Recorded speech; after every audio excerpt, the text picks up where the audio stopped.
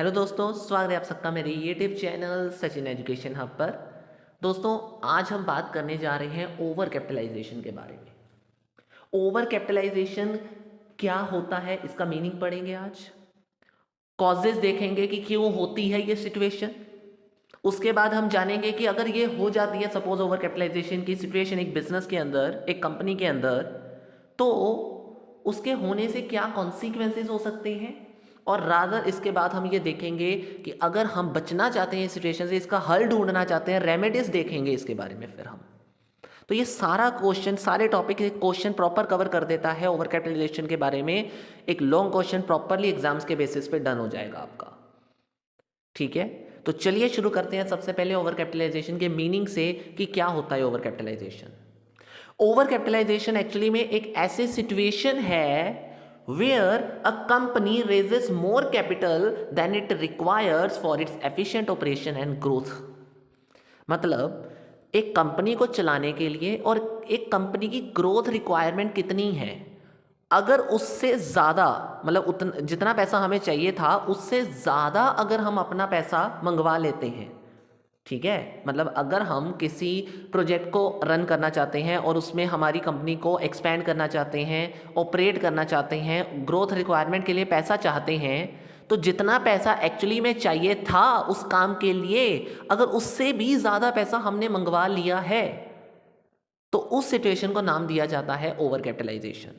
इसको और क्लियर करो, ऊपर लिखा हुआ है occurs when company has more capital invested in its operations and assets then it actual value warrants.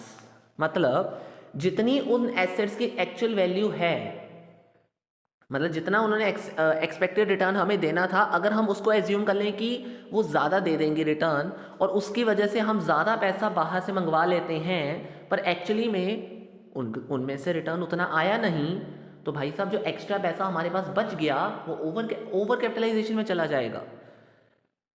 इसको एग्जाम्पल की तरफ से बताता हूँ तो बहुत ज़्यादा क्लियर हो जाएगा आपको। नीचे एग्जाम्पल इसीलिए मैंने ली भी हुई है ताकि और क्लियर अच्छे से हो जाए कि एबीसी बिल्डर एक कंपनी है, सपोज रियल एस्टेट एग्जाम्पल ले रहा हूँ मैं।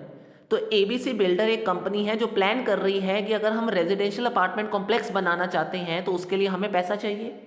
वो पैसा रेज करना चाहती है और पैसा रेज करने के लिए उनके पास दो कॉम्बिनेशंस हैं, इक्विटी और डेट। अब ऑब्वियस ही बात है, ये पैसा रेज करना है उन्होंने, तो रेज करने के लिए इक्विटी डेट उन्होंने किया। इक्विटी डेट के कॉम्बिनेशन में उन्होंने पैसा रेज करने की कोशिश की। उन्होंने मार्केट से देखा कि एक्सपेक्टेडली इस काम के लिए 50 करोड़ रुपए की जरूरत पड़ सकती है, पर उनकी ओवर ऑप्टिमिस्टिक प्रोजेक्शंस यानी फ्यूचर अर्निंग्स की हमें ज़्यादा हो जाएंगी, मतलब एक इच्छा इतनी थी कि यार फ्यूचर अर्निंग्स हो जाएंगी ज़्यादा, एक चाहत में, एक कह लो डिज़ायर में कि फ्यूचर में ज़्यादा रिटर्न्स हमें मिल सकते हैं इस काम में से, उन्होंने 50 करोड़ की डिमांड का जो पैसा उनको लग रहा था चाहिए, लेकिन उन्होंने मंगवा लिया 70 करोड़। अब देखो ज़रा, मतलब उनको लग रहा था कि मार्केट में ज़रूरत पड़ेगी इसकी ज़्यादा से ज़्यादा 50 करोड़ की, लेकिन उनकी ऑप्टिमिस्टिक जो डिज़ायर थी ना, प्रोजेक्शन थी कि यार फ्यूचर में हमें ज़्यादा रिटर्न मिल सकते हैं इस चीज़ से, बस ले लो, डिज़ायर है कि बस और पैसा आ जाए, एडिशनल फंड्स आ जाएं। तो आते आते कितने आ गए, 70 करोड़ उन्होंने कमा लिया इस केस के लिए, मतलब उन्होंने रेस कर लिया इक्विटी डेट से। ये पैसा जो उन्होंने रेस किया, कितना किया, 70 करोड़ उनको मिल गया।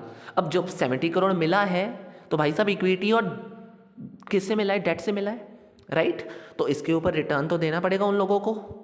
ठीक है सर, इतना समझ में आ गया। पर एक्चुअली में हुआ क्या, अब ओवर कैपिटलाइजेशन क्या होता है कि हुआ क्या कि 70 करोड़ तो मंगवा लिया, पर एक्चुअली में जिस काम में वो पैसा लगाना चाहिए था वो लगाया हमने, तो वो बना सिर्फ 55 करोड़ का। मतलब 50 करोड़ चलो हमने एस्टिमेट किया था, पर बना वो 55 करोड़ का। मतलब क्या निकला यहाँ पे कि हमने जो 70 करोड़ मंगवाया था वो काम के लिए सिर्फ हमारा यूज हुआ 55 करोड़। यानी अब अगर मुझे उस काम में से रिटर्न मिल भी रहा है तो वो 55 करोड़ रुपीस पे ही मिल रहा है।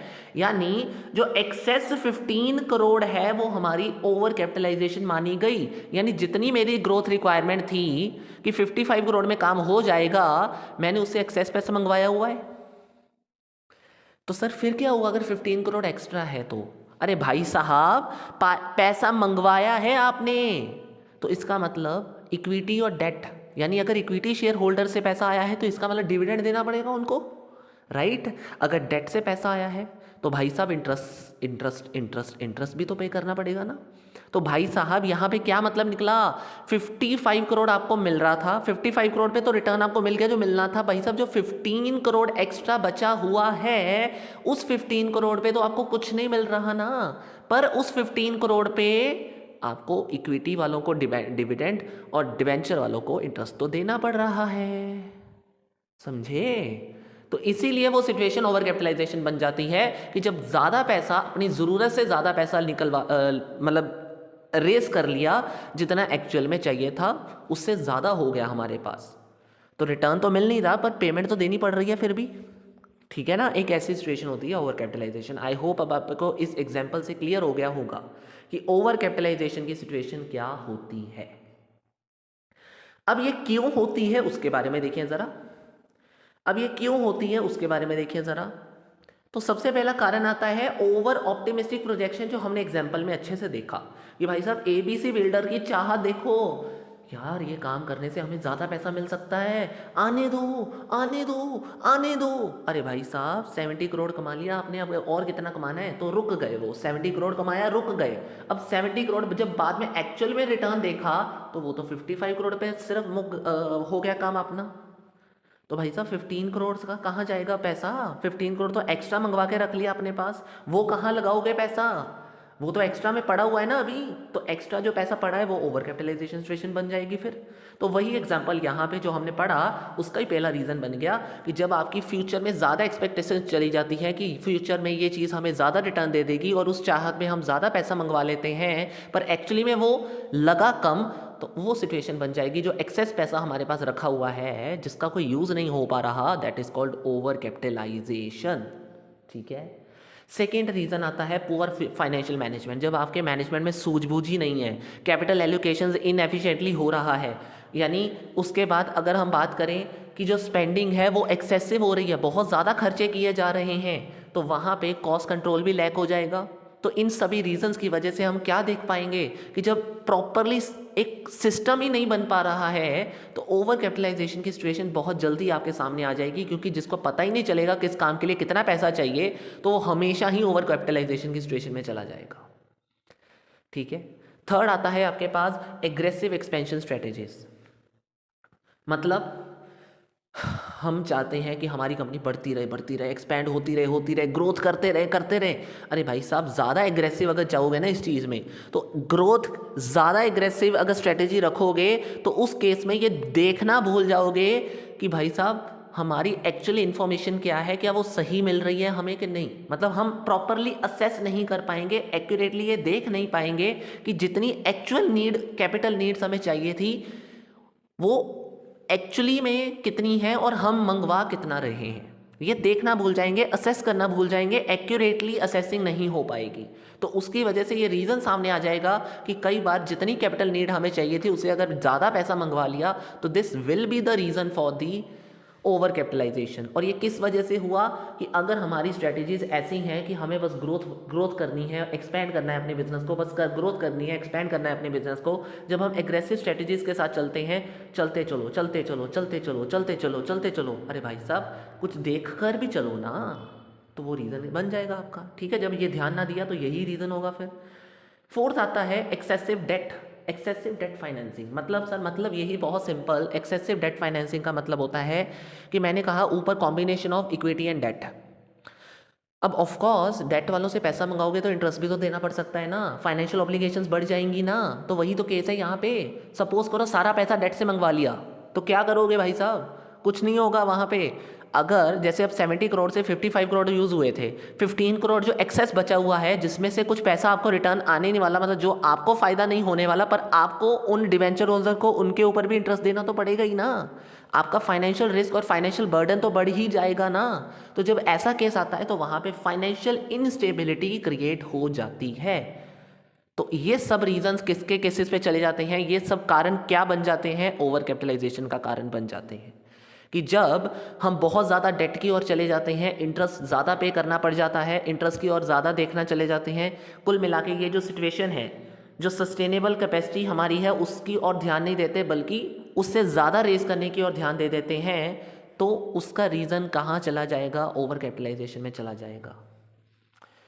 Fifth and very last is जब हम उन एसेट्स की वैल्यू मिस जज कर देते हैं जो हमें जितना रिटर्न दे रही हैं हम एक्सपेक्ट कर लेते हैं कि शायद वो ज़्यादा रिटर्न दे पाएंगी। मतलब एसेट्स की वैल्यू को ओवर एस्टिमेट कर लेना कि शायद ये हमें रिटर्न इतना दे सकती हैं, पर एक्चुअली में उनका रिटर्न उतना नहीं हमें मिल पाता। तो it will be the reason कि जब हमें जितना रिटर्न मिलना चाहिए था जब उतना रिटर्न हमें मिलेगा नहीं। हमने बाहर से तो पैसा उसी हिसाब से ही मंगवाया ना जितना हम रिटर्न एक्सपेक्ट कर रहे हैं। अब रिटर्न उतना अगर मिलेगा नहीं तो रिटर्न हमारे पास अगर कम आएगा, बाहर से पैसा ज़्यादा मंगवाया है तो इसका मतलब एक्सेसिव हमारे पास पैसा रखा हुआ है जिसका हमें रिटर्न तो मिल नहीं रहा। हमें रिटर्न नहीं मिल रहा पर हमें आगे तो देना ही पड़ेगा ना उन लोगों को जिनसे हमने पैसा मंगवाया है, रिटर्न तो हमें उनको तो देना ही पड़ेगा। तो there will be the reason कि जहाँ पे हम एक्सपेक्टेड रिटर्न जितना चाहते हैं अगर उस हिसाब से पैसा मंगवा लें पर एक्सपेक्टेड रिटर्न हमें उतना ना मिले तो जो एक्सेस पैसा हमारे पास बचा हुआ दिखेगा वो ओवर कैपिटलाइजेशन का कारण बन जाएगा। ओके, ये हो गए कारण। अब रीजन, अब इसके होने से क्या होगा भाई साहब? होने से सबसे पहला होगा कि हमारी प्रॉफिटेबिलिटी कम हो जाएगी। बहुत सिंपल, बहुत सिंपल। कैसे सर? जब एक्सेस पैसा आइडल पड़ा हुआ है, कहीं लगाया ही नहीं हमने, तो भाई साहब जो 15 करोड़ का एग्जाम्पल मैं बार बार इसलिए दे रहा हूँ, हमने पढ़ा था 15 करोड़ ऐसे ही तो पड़ा है, लेकिन अब बाहर से पैसा मंगवाया, इंटरेस्ट तो देना ही पड़ेगा, लेकिन उस 15 करोड़ से पैसा हमें मिल नहीं रहा पर हमें उसके ऊपर देना पड़ रहा है, तो क्या होगा? वहाँ पे प्रॉफिटेबिलिटी कम होती रहेगी। इज दैट द रीज़न ना कि ज़्यादा कैपिटल पड़ी हुई है लेकिन उसके ऊपर हमें रिटर्न नहीं मिल रहा, वो आइडल पड़ी हुई है। आइडल मतलब जिसके ऊपर हमें कुछ मिल ही नहीं रहा लेकिन हमें देना पड़ रहा है। आरओआई तो है ही नहीं उसकी, तो आरओआई भी कम हो जाएगी और प्रॉफिटेबिलिटी भी कम हो जाएगी। सेकंड आता है शेयर होल्डर की वैल्यू कम हो जाएगी। ऑफ कोर्स जब हमने किसी प्रोजेक्ट के लिए ज़्यादा पैसा मंगवाना होता है, एक्सेस पैसा मंगवा लेते हैं, तो एक्सेस पैसे से क्या होता है, एक्सेस फंडिंग से क्या होता है? Of course will be the reason कि जो पहले जितने भी हमारे पास शेयर होल्डर वर्क कर रहे थे उनको 100% रिटर्न के ही मिल रही थी ना, जितने उनके पास आउटस्टैंडिंग शेयर हमारे पास थे उस हिसाब से उनको 100% रिटर्न अगर मिल रही होगी, 100% ईपीएस अगर लेटर से मिल रहा होगा। जब हम नया पैसा मंगवाएंगे उसकी वजह से नए शेयर्स आ जाएंगे, नए शेयर होल्डर्स एंटर करेंगे, नए शेयर्स आउटस्टैंडिंग में आ जाएंगे, ईपीएस गिर जाएगी, अर्निंग पर शेयर गिर जाएगी। तो जब अर्निंग पर शेयर गिर जाती है इसका मतलब शेयर होल्डर की वैल्यू गिर गई, शेयर होल्डर की वैल्यू डिल्यूट हो गई, और जब शेयर होल्डर की वैल्यू डिल्यूट हो गई तो it will be the reason share holder का कॉन्फिडेंस, इन्वेस्टर का कॉन्फिडेंस वहां लूज कर जाएगा। तो ओवर कैपिटलाइजेशन का कारण इन्वेस्टर्स के कॉन्फिडेंस को डाउन करना भी हो जाता है कई बार। ओके, फिर आता है फाइनेंशियल इनस्टेबल। ये मैं ऊपर बता चुका हूँ, वैसे एक बार मैं बता चुका हूँ कि हम फाइनेंशियली इनस्टेबल हो जाएंगे। क्यों? क्योंकि इंटरेस्ट हमें देना पड़ जाएगा जिसके ऊपर रिटर्न तो हमें मिल नहीं रहा। 15 करोड़ जो एक्स्ट्रा पड़ा है हमारे पास, यानी ऑब्वियस सी बात है हमारा फाइनेंशियल रिस्क तो बढ़ ही रहा है ना वहाँ पे। भाई साहब 55 करोड़ तो हमें जो लगाना था वो लगा दिया, अब 70 करोड़ मंगवाया, 15 करोड़ एक्सेस ओवर कैपिटलाइजेशन का जो पार्ट बना हुआ है उसकी वजह से 15 करोड़ के ऊपर रिटर्न तो हमें नहीं मिल रहा, आइडल पड़ा हुआ है वो पैसा, हम उसका इस्तेमाल कहीं नहीं कर पा रहे हैं, पर हमें उन पैसों के ऊपर देना तो पड़ेगा ना टाइम टू टाइम रिटर्न। एक फाइनेंशियल ऑब्लिगेशन हमारे पास हमेशा तो बनी रहेगी ना, रिस्क तो हमेशा बना ही रहेगा ना कि हमने डेट पे पैसा लिया था तो इंटरेस्ट तो देना ही पड़ेगा ना। तो ये रीज़न होता है ओवर कैपिटलाइजेशन कि ओवर कैपिटलाइजेशन की वजह से कहीं ना कहीं फाइनेंशियली हम इनस्टेबिलिटी के पास भी पहुंच जाते हैं, यानी स्टेबल नहीं रह पाते। Next and last is inefficient resource utilisation. Of course over capitalisation जब सिचुएशन आ जाएगी तो कहीं ना कहीं जो एक्स्ट्रा सरप्लस कैपिटल हमारे पास पड़ी है उसकी वजह से ये रीजंस हमारे सामने आ सकते हैं कि शायद हमारे जो रिसोर्सेज हैं उनका हम अंडर यूटिलाइज करना शुरू कर दें। नहीं, ऐसे नहीं तो ऐसे करना है जिसके थ्रू हमें जो रिटर्न एक्चुअली में उस ऑप्टिमम यूटिलाइजेशन से मिलनी भी चाहिए थी वो भी नहीं मिल पाएगी। हम कुछ ना कुछ इन्वेस्टमेंट अपॉर्चुनिटीज़ भी मिस कर बैठेंगे, क्योंकि जहाँ पे एक्चुअली में वो बाद में पैसा हम रेस करके कहीं और लगा सकते थे, पहले ही अगर वो एक्सेस पैसा कहीं पे से हमने ले लिया लेकिन उसका इस्तेमाल कहीं और नहीं कर पा रहे हैं, तो it will be the situation जो एक्चुअली में इन्वेस्टमेंट अपॉर्चुनिटी हमारे लिए फ़ायदेमंद होगी वो भी मिस हो जाएगी। लॉन्ग टर्म ग्रोथ के लिए अगर हम सर्वाइव करना चाहेंगे भी तो इस ओवर कैपिटलाइजेशन जिसकी फाइनेंशियल इंस्टेबिलिटी रीजंस आ जाते हैं, फाइनेंशियल रिस्क बढ़ जाता है, तो इसकी वजह से लॉन्ग टर्म स्टेबिलिटी भी नहीं मिल पाएगी हमें, लॉन्ग टर्म ग्रोथ भी नहीं कर पाएंगे हम, ठीक है। तो ये होते हैं रीजंस ओवर कैपिटलाइजेशन, मतलब ओवर कैपिटलाइजेशन के होने से ये प्रॉब्लम्स हमारे सामने आ सकती हैं। And now the last point कि हम इससे बचाव कैसे कर सकते हैं, रेमेडीज। तो पहला आता है return excess capital to the share holders. Excess capital, जब आपके पास एक्स्ट्रा पैसा आ चुका है ना, तो देखो अब और तो कुछ बचा ही नहीं ना। अब 15 करोड़ जो आया हुआ है एक्स्ट्रा आपके पास, 15 करोड़ जो एक्स्ट्रा सरप्लस आपके पास पड़ा हुआ है, पैसा कैपिटल पड़ी हुई है। अब ऐसा करो कि अगर वो एक्स्ट्रा पैसा पड़ा है तो शेयर होल्डर में बांट दो ना भाई, शेयर होल्डर में बांट दो, वो आपके ऑनर्स हैं। अगर वो सेटिस्फाई हो गए तो शेयर होल्डर वैल्यू तो बढ़ी गई, वेल्थ तो बढ़ी गई। अब फाइनेंशियल मैनेजमेंट का जो मेन ऑब्जेक्टिव है वेल्थ मैक्सिमाइजेशन, वो तो इंक्रीज हो ही रहा है ना फिर भी। तो उससे क्या होगा, शेयर होल्डर अगर सेटिस्फाई हो जाएंगे, वेल्थ मैक्सिमाइजेशन हो जाएगी, तो कहीं ना कहीं उसके फायदे तो हमें मिल ही रहे हैं ना। तो उसके फायदों से शायद हो सकता है तो कहीं ना कहीं लॉन्ग टर्म सस्टेनेबिलिटी हमारी इंक्रीज हो जाए, कैपिटल एफिशिएंसी इंप्रूव हो जाए, हमारी शेयर होल्डर की वैल्यू फिर बढ़ ही जाएगी ऑटोमेटिकली। तो ये रीजंस हमारे सामने आ सकते हैं अगर हम अपने उस डिस्ट्रीब्यूटेड सरप्लस को कहीं ना कहीं हमारे शेयर होल्डर को सेटिस्फाई करने के लिए उनको उनके बीच में डिस्ट्रीब्यूट कर दें एज अ डिविडेंड। तो ये एक फ़ायदा ही होगा हमारे लिए, ठीक है। Second, rationalise expenses. अब कॉस्ट बहुत हमने पढ़ा था ना, एक्सेसिव स्पेंडिंग अगर हम करेंगे तो ओवर कैपिटलाइजेशन का रीज़न बन जाएगा वहाँ पे। तो अगर हम उसको कम कर देंगे तो ओवर कैपिटलाइजेशन कम हो जाएगी। ऊपर मैंने पढ़ाया था कि अगर हम यहाँ देखो सेकंड पॉइंट में पुअर मैनेजमेंट, फाइनेंशियल मैनेजमेंट के केस में एक्सेसिव स्पेंडिंग, अगर हम यहाँ से एक्सेसिव की बजाय थोड़ा रिड्यूस कर दें उन अननेसेसरी एक्सपेंडिचर्स को जो एक्स्ट्रा लग रहे हैं, तो automatically it will be the reason for over capitalisation था ना अगर एक्सेसिव करते तो। लेकिन अगर हम अंडर कर देंगे, अंडर यूटिलाइजेशन कर देंगे, यानी अंडर कोशिश करेंगे कि ओवर की बजाय अंडर रह जाए, मतलब जो खर्चे हैं वो ज़्यादा ना हो बल्कि कम हो रह जाएं, रिड्यूस हो जाएं, अननेसेसरी एक्सपेंडिचर्स जो हैं वो कम हो जाएं, तो कहीं ना कहीं वहाँ पे ओवर कैपिटलाइजेशन का जो रीज़न है वो भी कम हो जाएगा। और हो सकता है जब कॉस्ट कम होती है तो प्रॉफिट बढ़ जाता है, प्रॉफिट बढ़ने से ऑटोमेटिकली ओवर कैपिटलाइजेशन का इम्पैक्ट कम हो जाएगा। फिर है ऑप्टिमाइजिंग द एसेट यूटिलाइजेशन। जो हमारे पास हम क्या करेंगे, देखो जब रेमेडी है ना, तो रेमेडी कहती है कि ओवर कैपिटलाइजेशन से बचना कैसे है। तो ऐसा कर सकते हो, जो एसेट्स हमारी बिल्कुल ही जो रिटर्न नहीं दे पा रही, जो बिल्कुल आइडल हैं, ठीक है ना, उनको ढूंढो, उनको अच्छे से चेक करो उस सिचुएशन के अंदर कि भाई साहब ये हमें रिटर्न तो दे ही नहीं पा रही, उसको कैसे यूटिलाइज करें, उसको कैसे कहाँ पे ऐसी जगह पर लगाएं जो हमारे लिए नॉन कोर एसेट्स हैं, उनको कहाँ पे ऐसे लगाएं जिससे चलो थोड़ा सा ही सही हमें फ़ायदा तो हो जाए ना। मतलब जो हम बिल्कुल भी टाइम लगाकर देख ही नहीं पा रहे जिन एसेट्स को, ओवर कैपिटलाइजेशन कहता है कि एक ऐसी सिचुएशन में ऐसा भी कर सकते हो कि हम उन एसेट्स को ढूंढकर उनकी वैल्यूज़ को लॉक जो है लॉक की गई है जो वैल्यूज़, उनकी जो लॉक्ड वैल्यू है उनको अनलॉक करके कुछ ना कुछ बेनिफिट्स कमाने का सोच लें। उनका देखें उनको एक्चुअली में कहाँ यूज़ किया जाता है। पहले टाइम तो नहीं मिल रहा था उन चीज़ों को देखने के लिए, पर एक्चुअली में अब एक ऐसी सिचुएशन है जिसमें हम ये चीज़ चेक करके उसका यूटिलाइजेशन तो देख सकते हैं ना कि कहाँ कर पाएँ, ठीक है। तो उससे क्या होगा, ओवर कैपिटलाइजेशन में थोड़ा सा गिरावट हो जाएगी और वो सिचुएशन सही हो सकती है, ठीक है।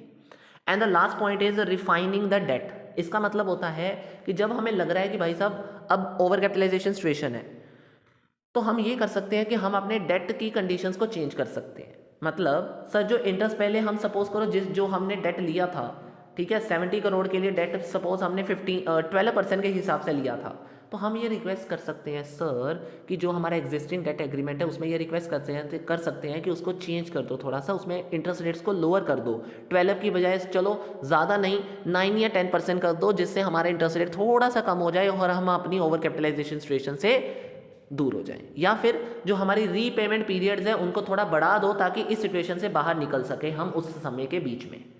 तो जब ऐसे हम अपने डेट्स को रीफाइन करेंगे थोड़ा सा, तो कहीं ना कहीं ऐसी सिचुएशंस हमारे पास है, एक ऐसा टाइम पीरियड हमारे पास आ जाता है जिसमें हम इस ओवर कैपिटलाइजेशन से बाहर निकल सकते हैं।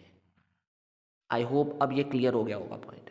तो ये सारे टॉपिक्स करवा दिए मैंने, सारे टॉपिक्स बहुत अच्छे तरीके से क्लियर हो गए होंगे, रेमेडीज, कॉन्सिक्वेंसेज और साथ ही साथ कॉजेस, और सबसे इंपॉर्टेंट एग्जांपल्स के साथ ओवर कैपिटलाइजेशन का अच्छा सा मीनिंग अब आपको क्लियर हो गया होगा। तो दोस्तों अगर आपको इसके नोट्स चाहिए तो टेलीग्राम चैनल ओपन है, वहाँ जाकर आप इस नोट्स को ले सकते हो। अदरवाइज़ वेबसाइट पे भी मिल जाएंगे ये नोट्स, आप वहाँ से भी ले सकते हो। दोनों का लिंक आपको वीडियो डिस्क्रिप्शन में दे दिया गया है। और बस आज की इस वीडियो में इतना ही करवाया जाएगा। वीडियो अच्छी लगी है तो लाइक शेयर एंड सब्सक्राइब करना बिल्कुल मत भूलिएगा। और चैनल को ऑफ कोर्स वो बेल बटन है ना, वो दबा के जाइएगा, उससे आपको टाइमली अपडेट्स मिलती रहेंगी और आपकी यूज़फुल वीडियो आपको टाइम बेसिस पे मिलती रहेंगी। ठीक है दोस्तों, तो thank you so much, have a very very nice day.